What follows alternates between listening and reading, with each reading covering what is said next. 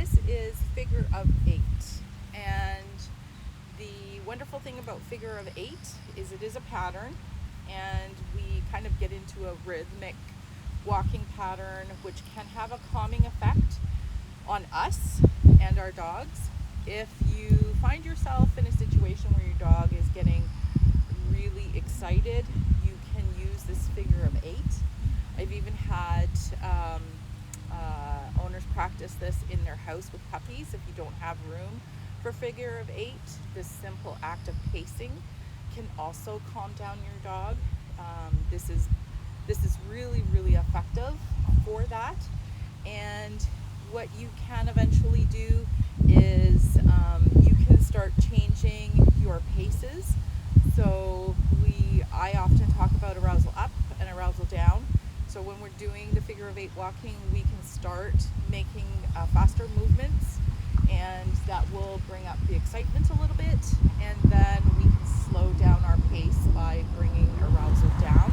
So for some of our dogs that are extremely aroused, that get over aroused really fast, this is a nice game where you're not getting them over the top, but you're still creating some of that excitement with the movement, and then you're bringing them down so that you're teaching them how to, a little bit excited, a little bit down. So those are two different ways to use the figure of 8 walking. Again, the first way is to just calm your dog down if you find they're excited. If you're walking in a situation and you have a reactive dog, you want to calm them down, just start doing your patterns of figure of 8. You do not need to use treats here. We're just going to let them know they're doing a good job. We're going to do it calmly so we can stay away from too much excitement, because we do want that calm. We want to mimic the calm because they will understand that. And number 2, it's a great way to use this for dogs who are easily over aroused, and we want to start teaching them the concept of arousal up and arousal down. And there are some things that are just too arousing to use, and then that's when they start displaying some behaviors that can be not beneficial and sometimes dangerous. So this is a great way to start that arousal up and arousal down, is with doing figure of 8 walking and using your faster paces and your slower paces. So I am going to start with Liam. He's actually parking it, which is something that we do practice. And I'm going to start with the first way to use this, and it is the just figure of 8 walking. You may see me, I'm going to throw in some pacing to see what that looks like as well. And actually maybe I'll start with just the pacing for you to see. All right, let's go.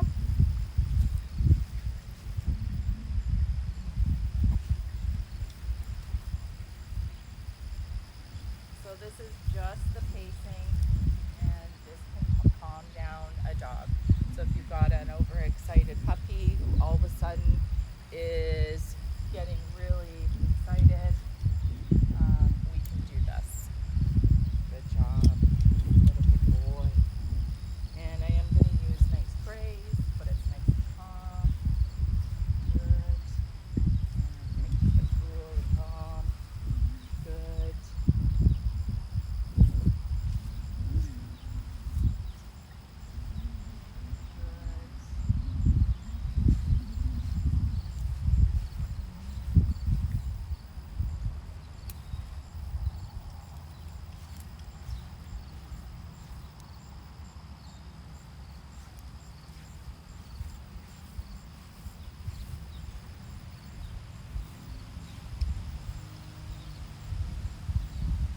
And you're probably wondering, well, how long do I do this for? You do it until you see your dog calming down. And trust me, this works. I have used this for some of the wildest puppies who have been so excited and over aroused that they're literally like biting at my clothes and pinching my stomach and ripping my clothes. And as soon as we start this pacing, it calms them down, and then I can get them focusing on another behavior which is calming down, and I can start training them. So the next style of this will be our figure of 8 walking that I will demo. Let's go.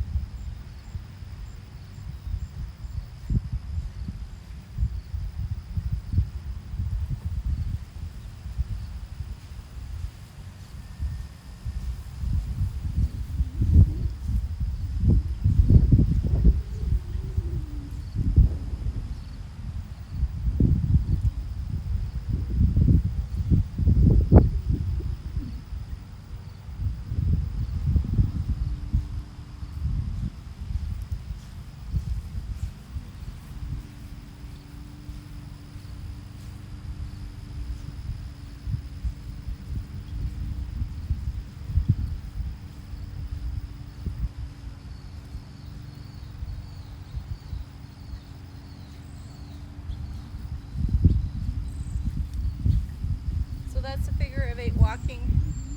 Hopefully I didn't make it look too confusing. Sometimes it's hard for us to visualize the figure of 8, but when we're out and about, we pretty much have to just go with it. If you want to practice it at home, you can set up a comb so that your brain understands the concept and learns that figure of 8 pattern. When you're out and about, I could use these trees if I wanted to. And now I'm going to do the arousal up and arousal down. Liam's a good one to practice because a little bit of speed with him does get him amped up. So let's go.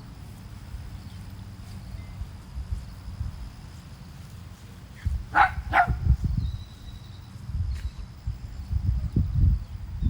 got a little amped up, so I'm going to change my speed and I can really slow it down. So now that I'm bringing him down, let's go. I can start doing a medium pace. Faster. You saw my little jogging was very, very arousing for him. Slow it down. Got that little bark was arousing for him. So I'm going to really slow it down. Calm down. And I can pick up my pace to a moderate pace. A little bit faster pace.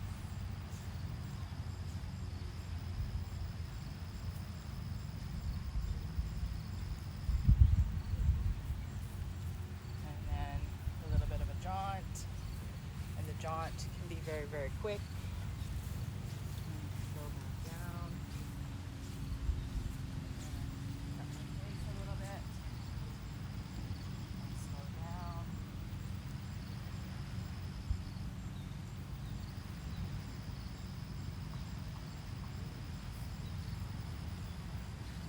Pick it up a little bit more. Slow down. So just his little bark signifies that he is in arousal up. And keep moving.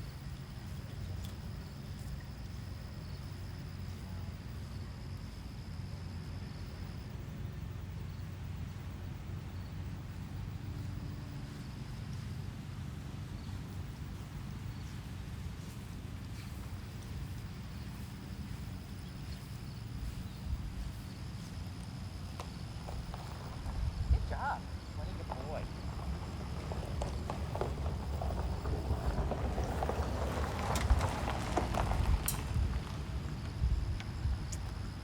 So that was figure of 8 walking. Hopefully I didn't forcuck or screw up my pattern too much.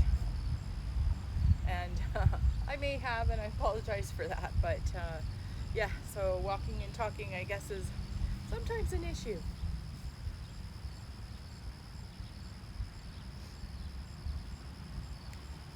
Hey there. So This is parking it.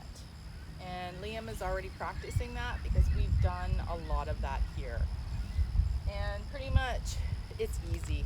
Just go to a place, just stand there, ask your dog to lie down, and just drop some treats. Drop 6 treats, and you can drop them very intermittently if they're staying in the spot. And then you can keep walking, and then after a while, when you stop, you ask your dog to lie down and just give them a couple of treats. I say never more than 6, and I will park in it. I don't really call it anything. It's just a matter, so he's already automatically parking it, and I'm going to give him a treat for doing that. Sometimes I don't give him a treat anymore, it just depends.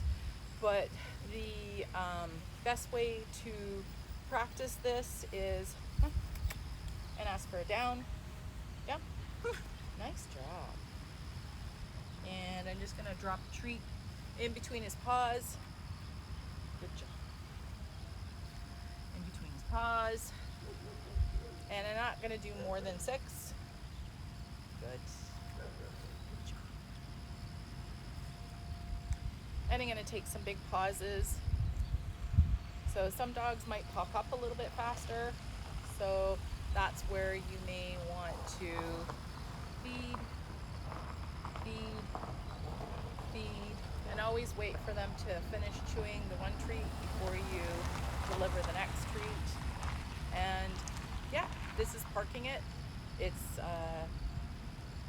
an exercise that is nice to teach our dogs that, hey, when we stop, maybe when we stop and talk to somebody, maybe when we come to the park and we're just having a look at the nice scenery, or sometimes I come down here and sit on the bench and just enjoy the lake breezes and the sights. It's also a great way to practice calm in a different environment. So he is used to practicing this here, and I like to practice it in every environment that we go to, especially for this guy, because he can be a little excited when he is in the new area. So it's something that I've always taught all my dogs, and a lot of times I'll get comments just with previous dogs talking to somebody in the street, and then all of a sudden they just lie down. So, because that's what you want them to do, is you want them to park it, and you want them to learn to be calm, cool, and collected. And so that is the other benefit of teaching them park it in different areas, is learning how to be calm. And the feeding is going to get you that, because feeding does create calmness. So don't be afraid to use that. A lot of people don't realize we know how eating calms us down, so that is where feeding your dog can calm them down. If you want to make this a morning ritual to go to your local park, you can use some of your dog's breakfast. So if you have more questions about parking it, yeah. And again, I don't call this anything. It's just when I stop, you lie down, and then maybe a treat will appear, maybe not. It's we've built this behavior. Yeah. Enjoy your day.